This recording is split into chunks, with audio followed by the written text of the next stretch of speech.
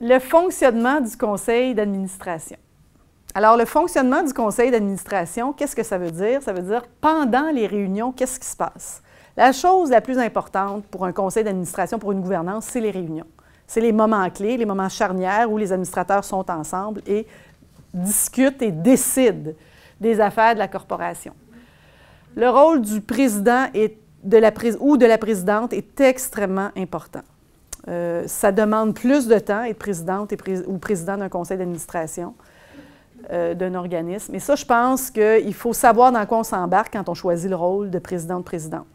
On est aussi toujours en appui et en contact avec la direction générale. Il faut que cette chimie-là marche. Président-DG, présidente-DG, il faut que ce soit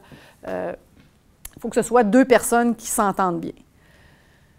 Donc, le président anime et assure la prise de décision, crée un climat propice au bon déroulement des débats et à l'échange d'idées, suscite la participation active de tous les membres, choisit des moments pour des réunions à huis clos, j'y reviendrai, s'occupe d'une rédaction adéquate des procès-verbaux et le président décide avec la direction générale qui s'occupe de l'organisation des réunions. Donc, dans tout ça ici, ce qui importe, c'est de voir, encore une fois, on va plus souvent voir un président animer les réunions qu'un DG. Mais dans des organisations, c'est le DG. Je prône plus l'animation par la présidente ou le président parce que ça place justement le rôle dans la hiérarchie que le conseil d'administration est quand même le mandataire de l'organisation. Mais si pour X, Y, Z raison, le DG est la personne la plus apte et la plus à l'aise à administrer la réunion, je pense que ça peut se faire aussi. Ça n'empêcherait pas que ce soit quand même le conseil d'administration qui soit mandataire, c'est dans la loi. Les réunions à huis clos, qu'est-ce que c'est? C'est des réunions où on va demander à la direction générale de quitter la salle. Donc, ça aussi, c'est assez nouveau dans nos organismes à but non lucratif. On faisait très rarement ça avant. Disons qu'on pouvait le faire dans les plus grands organismes, et puis même encore. Et là, de plus en plus, au moins une fois par année, on suggère fortement d'évaluer la direction générale. C'est ton employé, comme conseil d'administration, tu l'évalues. Et, évidemment, peut-être il va de soi, je dirais même, de demander à la personne de quitter pendant qu'il y a une évaluation, encore une fois, pour éviter les situations de conflit d'intérêts. Donc, la personne est là, on ne dira pas nécessairement tout ce qu'on a à dire, que ce soit positif ou négatif, mais d'autant plus négatif. Donc, c'est important de le faire, mais c'est important de l'annoncer à l'avance. Parce qu'encore une fois, je vous parlais du savoir-être tantôt. On est en réunion, on dit « Ah, maintenant, on te demande DG de quitter, on va t'évaluer. » Si le DG ne le sait pas à l'avance, vous imaginez sa réaction. Donc, c'est sûr qu'il va se mettre dans une position réfractaire de dire « Mon Dieu, qu'est-ce que j'ai fait de pas correct? » Donc, toujours important, s'il y a quelqu'un qui demande un huis clos pour un conseil d'administration, pour une réunion de conseil d'administration, de le préparer à l'avance et d'en avertir la personne, particulièrement la direction générale, qu'elle va quitter la réunion, qu'elle devra quitter la réunion pour un moment précis.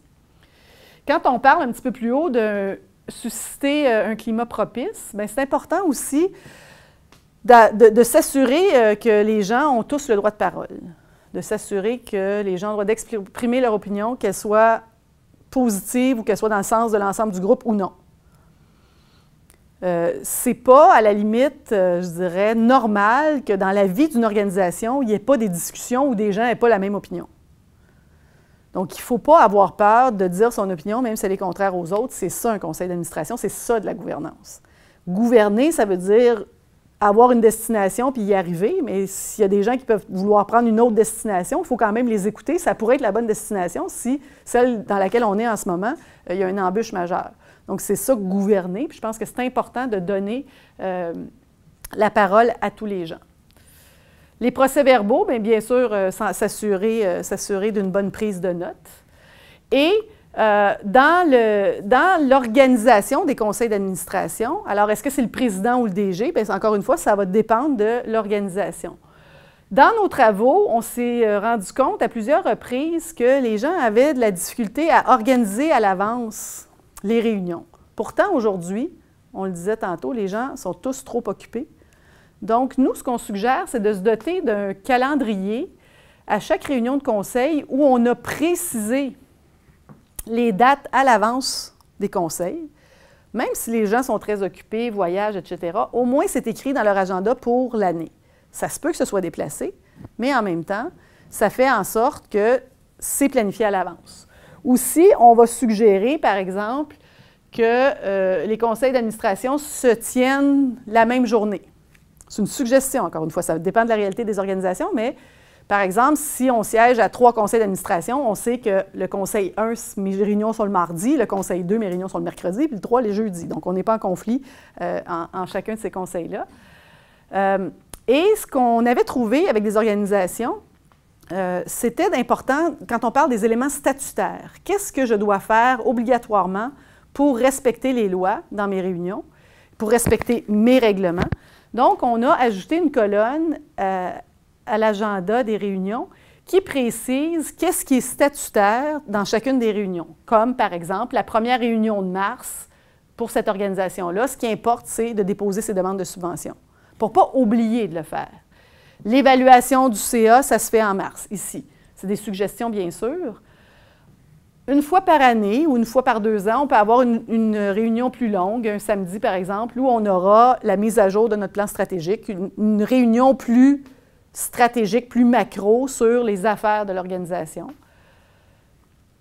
Juste avant la fin de l'année, donc ici, la fin d'année de cet organisme étant en juin, donc présentation des résultats financiers, adoption des salaires, adoption des prévisions budgétaires, présentation des nouveaux membres. L'Assemblée générale, on peut faire un événement de l'Assemblée générale.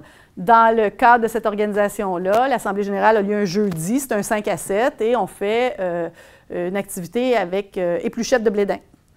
Donc, ça invite plus de gens que juste les membres du conseil d'administration à venir voir les activités de l'entreprise.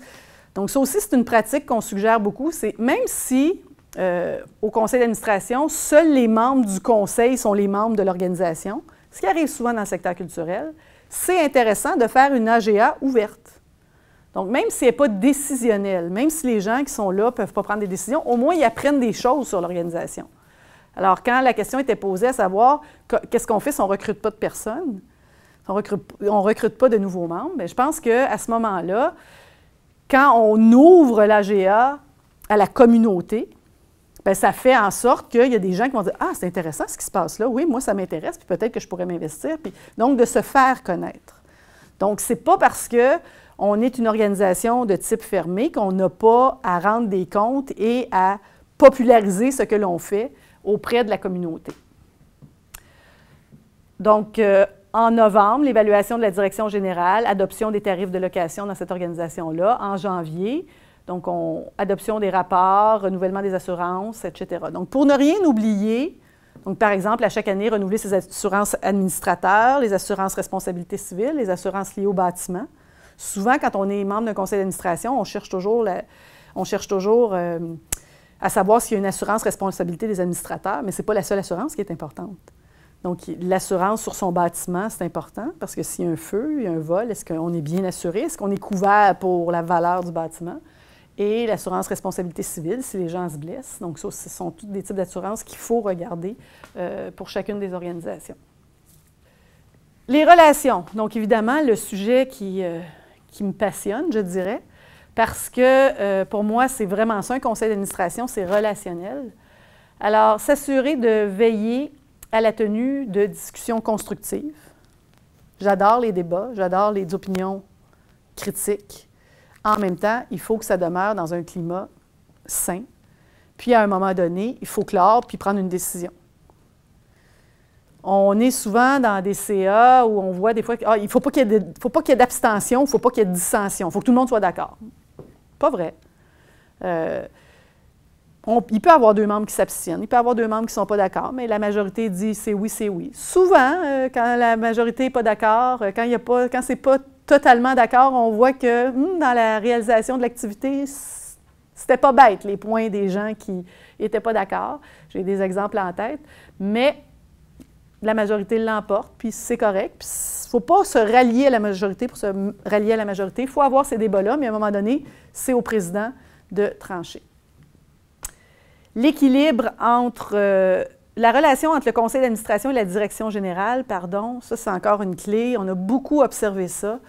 très souvent, on est dans un mode de confiance. On fait confiance à la direction générale, nous autres, on est bénévoles, puis bon, on fait ce qu'on peut, mais en même temps, on n'est pas au cœur de l'organisation, donc on suit comme on peut, puis on fait de notre mieux, mais il faut faire attention à cette trop grande confiance. On a étudié pendant des années des organismes qui étaient en crise financière, et très souvent, les crises financières émanent d'une trop grande confiance en l'équipe, en la direction générale, et ce qui arrive, c'est pas que l'équipe ou la direction générale devient des fraudeurs ou quoi que ce soit, c'est que, par ambition, ils vont prendre plusieurs projets, ils vont choisir de s'éloigner un peu de la mission, puis le conseil dit « Ah, bien, ça va bien, ça va bien, ça va bien », tout à coup, pouf, ça éclate, parce qu'il n'y a pas eu un suivi derrière ça.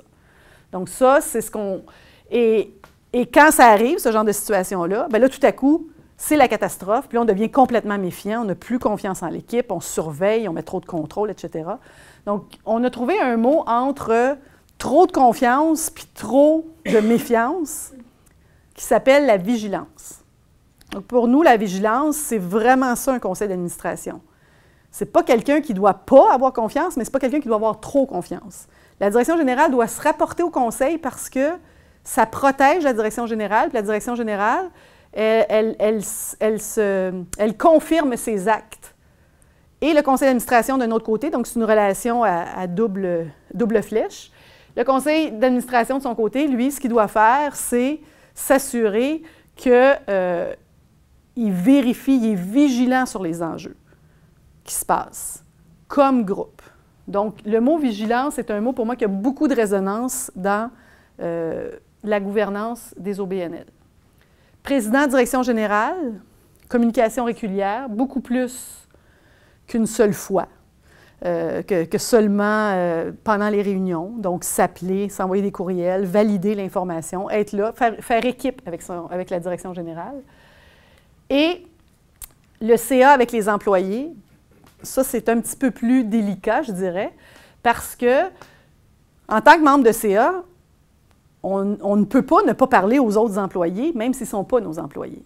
Donc, il faut être capable de bien baliser les échanges avec les autres employés, parce que ce n'est pas avec eux qu'on devrait avoir des échanges le plus souvent, c'est avec le président du CA, la direction générale. Donc, le président ou les membres du conseil, il faut toujours qu'ils se rappellent que leur employé, c'est le DG. Ce que je veux dire par là, c'est que je vous donne un exemple bien classique pour moi. Je suis comptable et si je siège, ouais, j'ai de la misère avec celui-là. Siéger à un conseil d'administration, ça veut dire quoi? Ça veut dire que souvent, dans les organisations, il y a un comptable. Donc, les comptables, on se comprend entre nous autres. Alors, le comptable va vouloir me parler à moi, mais moi, mon employé, ce n'est pas le comptable, c'est la direction générale. Donc, c'est toujours de s'assurer que quand le comptable me parle, le contrôleur de l'organisation, le directeur des finances, que le DG soit au courant.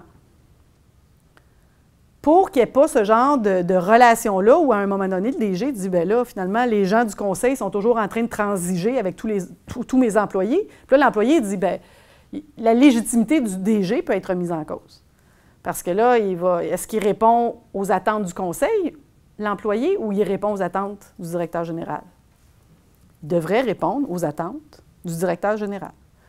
Donc, ça prend des échanges, c'est pour ça qu'on dit baliser, pour faire en sorte que si on sent que les employés nous parlent, bien, ce ne soit pas pour ne pas être... s'assurer finalement que le DG est dans la loupe de la communication. Puis ça, évidemment, ça arrive encore plus régulièrement avec Internet. C'est facile pour un employé d'envoyer un courriel à un membre du conseil puis d'avoir des échanges avec un membre de conseil, mais il faut que le membre de conseil soit vigilant, voyez-vous, vigilant, et qu'il dise au DG, bien, il y a un de tes employés qui m'a écrit pour telle situation, donc il faut que ce soit le plus transparent possible puis que ce soit mis au jour. Les communications, donc ça fait le lien avec les relations. Donc, on doit préciser les règles de communication tant à l'interne de l'organisme qu'à l'externe. Donc, dans des situations où on a vu parfois des choses qui allaient moins bien, donc, on a un président ou une présidente qui veut prendre la parole devant les gens, puis on a un DG ou une DGère qui veut prendre la parole devant les gens. Alors, qui prend la parole? C'est pas parce que tu es président du conseil d'administration ou présidente que tu as droit de parole plus que la direction générale. Puis ça se peut aussi que, comme présidente, tu n'aimes pas ça prendre la parole. Donc, il faut s'assurer que ce soit, encore une fois, balisé à l'avance. Qui parle devant qui? Je n'ai pas encore la recette, mais c'est mieux de prévenir que guérir. Donc, de s'assurer que s'il y a des communications à faire avec les bailleurs de fonds, parfois, ça met du poids quand c'est le conseil d'administration qui parle ou qui signe quand on s'adresse aux bailleurs de fonds, parce que les bailleurs de fonds vont dire « Ah, bien là, dans ce cas-ci, ça veut dire que le conseil d'administration est impliqué. » Ce n'est pas juste la direction générale. Donc, c'est de choisir, c'est d'être stratégique et d'être politique. Je le disais d'entrée de jeu, la gouvernance, c'est un processus stratégique, c'est un processus politique, et il faut avoir ces variables-là quand on pense communication. Donc, à l'interne, comment on communique entre administrateurs, entre les administrateurs et la direction générale, et entre les administrateurs et les employés. Je n'ai pas parlé d'entre les administrateurs et la direction générale, mais ça aussi, ça peut être un enjeu qui devient un petit peu compliqué. S'il y a des administrateurs qui demandent des choses au DG, mais que c'est fait un à un, et non pas en réunion, et non pas quand le président le sait. Donc là, le DG fait comme, moi, je réponds à qui, là? Si un membre du conseil dit, ah, ben, sors-moi telle liste de commanditaires. Puis là, un autre membre de conseil demande, ah, ben, sors-moi les taux de fréquentation. Là, le DG, il devient un peu, je réponds à qui, je réponds à quoi. Donc, d'où l'importance de faire ça, tout le monde ensemble, et que le président du conseil soit aussi informé. Vers l'extérieur de l'organisation, définir un plan de communication avec les différentes parties prenantes. Donc, ça aussi, je pense que ça appartient à chaque organisme, mais il faut y penser. Je vous parlais tantôt de l'importance de la parole des administrateurs face aux bailleurs de fonds. Souvent, face aux clients, face aux usagers, la direction générale a beaucoup plus d'importance. Pas tout le temps, je ne veux pas non plus, mais parce que c'est eux qui offrent les services aux usagers. Donc, ce n'est pas toujours à être non plus le président.